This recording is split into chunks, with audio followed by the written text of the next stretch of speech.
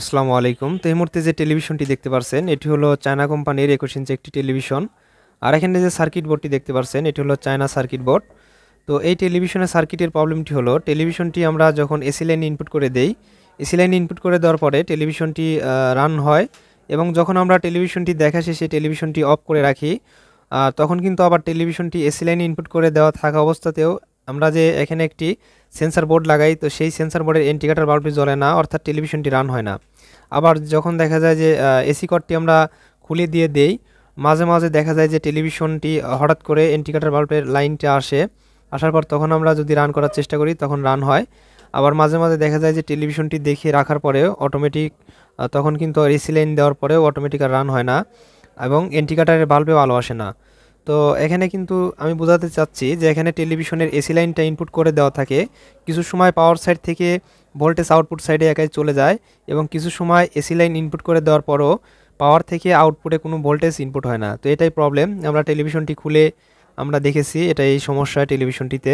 তো এই সমস্যাগুলো এর আগেও আমি 2 থেকে 3টা টেলিভিশনে পেয়েছিলাম, তো সেগুলো আমি রিপেয়ার করে দিয়েছি। তো ভাবলাম যে আজকে আপনাদের মাঝে এই বিষয়টা শেয়ার করি, যেহেতু এই ধরনের প্রবলেমের একটি সার্কিট পেলাম। বিষয়টি যদি আপনাদের মাঝে শেয়ার করি তাহলে যে সিআরটি টেলিভিশনে যারা কাজ করেন, যারা একদমই নতুন আছেন তাদের জন্য খুব হেল্পফুল হবে।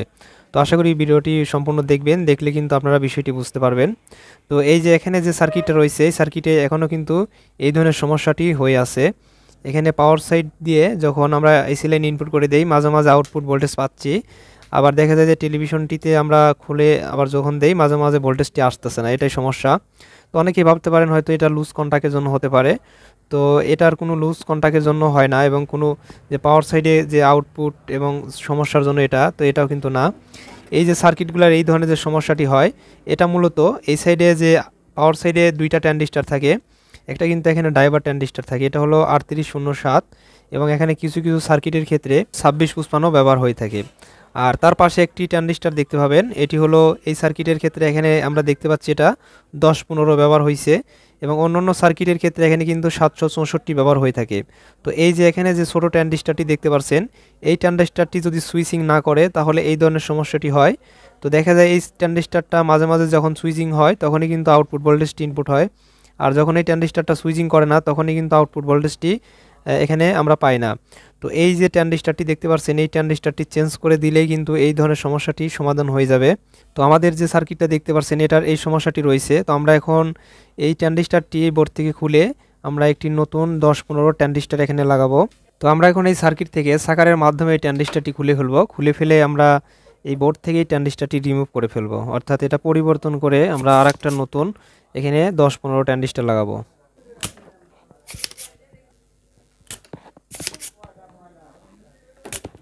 তো আমরা সার্কিট থেকে ট্রানজিস্টরটি খুলে নিয়েছি। তো এখানে আমরা দেখাচ্ছি ট্রানজিস্টরের মানটি। তো এখানে হয়তো ক্যামেরাতে ভালো বোঝা যাচ্ছে না, এটি কিন্তু 10-15 একটি ট্রানজিস্টর। আর এটার পরিবর্তে আমরা এখানে একটি নতুন ট্রানজিস্টর লাগাবো, তো এটাও 10-15। তো এই ট্রানজিস্টরটি লাগিয়ে আমরা টেস্ট করব। তো আমরা যে নতুন ট্রানজিস্টরটি নিলাম এটা লাগানোর কিন্তু এই সাইডের চিহ্ন দেওয়া আছে, যারা নতুন আছেন তারা চিহ্ন ফলো করে লাগাবেন। তো এখানে এই ট্রানজিস্টরের চিহ্ন ফলো করে না লাগালে কিন্তু সার্কিটের অন্য পার্টস বা কম্পোনেন্ট নষ্ট হতে পারে। তো এটার জ্বালাইটি আমরা কমপ্লিটভাবে দিয়ে নেবো এখানে, এটার সাথে একটা যেন কানেকশনটি না হয় এটা ভালো করে জ্বালাইটি দিয়ে নিতে হবে। তো আমরা ট্রানজিস্টরের জ্বালাইটি কমপ্লিটভাবে দিয়ে নিছি। তো এটার লেগগুলো আমরা কেটে দেবো। তো আমরা কাটারের মাধ্যমে লেগগুলো কেটে নিচ্ছি। তো ট্রানজিস্টরের লেগগুলো কাটার পরে এখানে যে আমরা জ্বালাইটি দিলাম, তো এর জ্বালাইয়ের মাঝখান দিয়ে আমাদের দেখতে হবে যেন শর্ট সার্কিট না হয়। তো আমরা এখানে দেখে নিলাম এখানে কোনো শর্ট সার্কিট নাই। তো এখন আমরা এই সার্কিটটা এসি লাইন ইনপুট করে দিয়ে আমরা যদি এখন আউটপুট ভোল্টেজটি পরিমাপ করে দেখি তাহলে কিন্তু আমরা আউটপুট ভোল্টেজটি পাবো। তো তখনও কিন্তু আমরা আউটপুট ভোল্টেজটি পাচ্ছিলাম। তো দেখা গেল যখন আমরা এসি লাইনটা ইনপুট করে দেই মাঝে মাঝে আউটপুট ভোল্টেজ পাই এবং মাঝে মাঝে পাচ্ছিলাম না। তো এটা কিন্তু এই টেলিভিশনের যে পাওয়ার সাইডে যে ট্রানজিস্টরটি লাগালাম তো এটার জন্যই হচ্ছিল। তো এর আগে যেহেতু এই ধরনের সমস্যা আমি রিপেয়ার করেছি, তো তার জন্য আমার একটা অভিজ্ঞতাতে আমি বলতেছি যে এই সার্কিটের ক্ষেত্রে কিন্তু এই ট্রানজিস্টরটি নষ্ট আছে। তো যারা অনেক দিন ধরে কাজ করেন তাদের কিন্তু একটা আইডিয়া চলে আসে যে কোন পার্টসের কারণে কি কি সমস্যা হতে পারে। তো আমি এখন ডিজিটাল মাল্টিমিটারটি দিয়ে ভোল্টেজটি পরিমাপ করে দেখব আউটপুট। তো আমি এখানে একটি ডিজিটাল মাল্টিমিটার নিয়েছি, এটি ডিসি মোডে রেখে দিয়েছি। আর এখন আমরা এই সার্কিটের এসি লাইনের সাথে ইনপুট করে দিলাম। তো এসি লাইনের সাথে ইনপুট করে দিয়েছি। এখন আমরা মাল্টিমিটারের নেগেটিভ এবং পজিটিভটি দিয়ে ভোল্টেজটি টেস্ট করব। তো আমরা আউটপুট ভোল্টেজ দেখতে পাচ্ছি 115 আছে, তো এটা একটু ভোল্টেজটি কমাইতে হবে। তো এটার ভোল্টেজটা আমরা একটু কমাই দেব।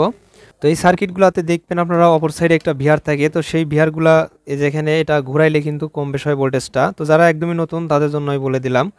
তো এটা ঘুরাইলে ভোল্টেজটা কম বেশ হবে, সেটা মাল্টিমিটার দিয়ে অ্যাডজাস্ট করতে হবে। তো এখন কিন্তু যে সার্কিটের যে সমস্যাটি এটি কিন্তু আর নাই, এখন এই টেলিভিশনটিতে ওই ধরনের সমস্যা আর হবে না। তো আশা করি বুঝতে পেরেছেন যে এই ধরনের সমস্যা হলে আপনারা এই সার্কিটগুলোর ক্ষেত্রে ওখানে 10-15 যে ট্রানজিস্টারটি দেখালাম ওটা চেঞ্জ করে দিলেই সমাধানটি হয়ে যাবে। তো ভিডিওটি দেখে যদি কোনো উপকার এসে থাকে তাহলে অবশ্যই একটি লাইক দিবেন, এবং আমাদের চ্যানেলের যদি নতুন দর্শক হয়ে থাকেন তাহলে আমাদের চ্যানেলটি এখনই সাবস্ক্রাইব করে দিয়ে পাশে থাকা বেল আইকনটি বাজিয়ে দিন।